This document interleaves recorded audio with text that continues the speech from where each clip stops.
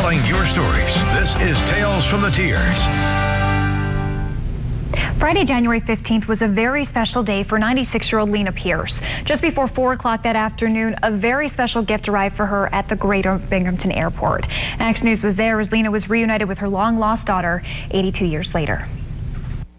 And long years gone by. It was a reunion. Quite a few. We'll catch up. 82 years in the making. All this time, and now I'm finally going to see her again.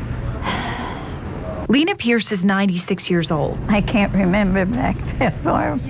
A mother, grandmother, great-grandmother, thinking back to 1933. Because that was so many years ago.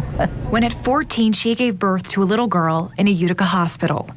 Her name was Eva May. She bathed her and changed her diaper, and she came to love her. And 6 months later, her baby girl was gone. And then the state came in and took her away from her and said she wasn't old enough to have a baby. There's a lot of times I worried about her, wondered where she was.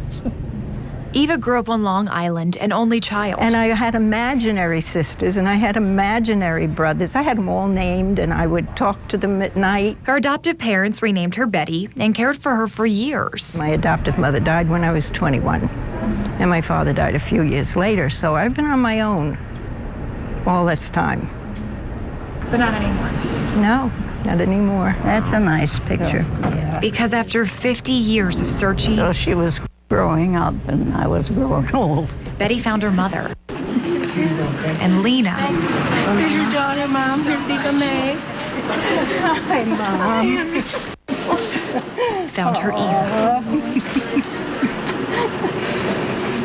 An aunt of mine had one day slipped and said that my name was Eva.